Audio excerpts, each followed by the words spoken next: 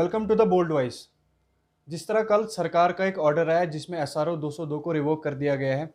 30 जून 2015 को ये ऑर्डर आया था जिसमें जो भी नॉन गेजेटेड पोस्ट थी उनको पहला प्रोबेशनरी पीरियड 5 साल का था। उसके बाद इस ऑर्डर के तहत इसको अब रिवोक कर दिया गया है और इसमें जो पुरानी रिक्रूटमेंट्स थी उनको 5 साल से 2 साल कर दिया गया है और जो नई रिक्रूटमेंट्स होगी उनमें ये एप्लीकेबल नहीं होगा। अब हमारे साथ यूथ कुछ जम्मू कश्मीर की जुड़ी हुई है, इनसे बात करते हैं कि ये इस डिसीजन को, सरकार के इस डिसीजन को कैसे देखते हैं। आपका नाम?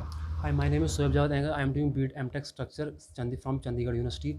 जैसा कि आप जानते हो, हमारे लेफ्टिनेंट गवर्नर एलजी साहब ने जो कल जो एक डिसीजन लिया है, जिसको एसआरओ 202 को रिवोक किया है, हम इसका ये वेलकम करते हैं। जो एक काला कानून था जेएनके यूथ के लिए, जिसकी वजह से यहाँ के लोग बड़े यूथ डिप्रेशन में जा रही थी कि हमारा फ्यूचर बिल्कुल डार्क दिख रहा था, कहीं से कुछ आस नहीं दिख रही, जो कि एलजी साहब के आने से एक नई किरण दिख रही है।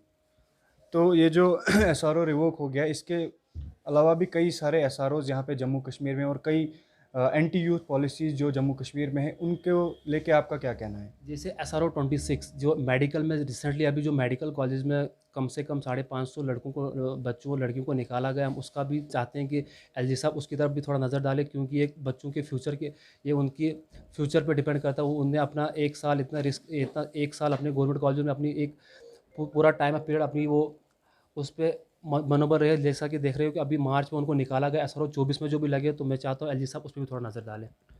आपका क्या कहना है इस सरकार के इस डिसीजन के बारे में? देखिए, एक it's a welcome step on behalf of the whole youth of Jammu and Kashmir. एक काफ़ी रेवोल्यूशनरी स्टेप कह सकते हैं आप एक हिसाब से हमारे जेएंडके की यूथ के लिए है, क्योंकि ये एक काफ़ी डिसहार्टनिंग स्टेप था जब ये 2015 में उस टाइम के गवर्नर साहब एन एन वोहरा साहब ने ये इम्प्लीमेंट किया था। तो काफ़ी डिसहार्टनिंग चीज़ थी हमारे यूथ के लिए, बट अब इसको रिवोक किया गया है। I would like to thank हमारे लेफ्टिनेंट गवर्नर मुर्मू साहब जिनने ये स्टेप लिया। काफ़ी रेवोल्यूशनरी स्टेप है, तो ऑफ कोर्स सब यूथ के लिए एक बहुत बड़ी अपॉर्चुनिटी है ये जो भी रिवोक हुआ। बाकी एंटी यूथ पॉलिसीज़ जो अपनाई गई, जो जम्मू कश्मीर में आई थी, जी यहाँ रिसेंटली हम जे बैंक के रिक्रूटमेंट प्रोसेस को भी देख, उस चीज़ को कैसे देखते हैं आप?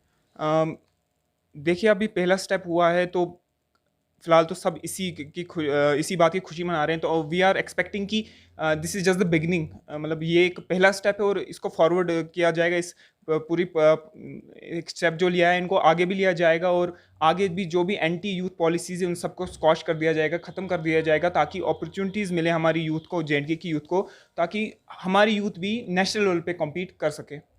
आपने बात की नेशनल लेवल पे कम्पीट करने की, तो इसमें नेशनल लेवल पे सबसे बड़ा मुद्दा 4G का आता है।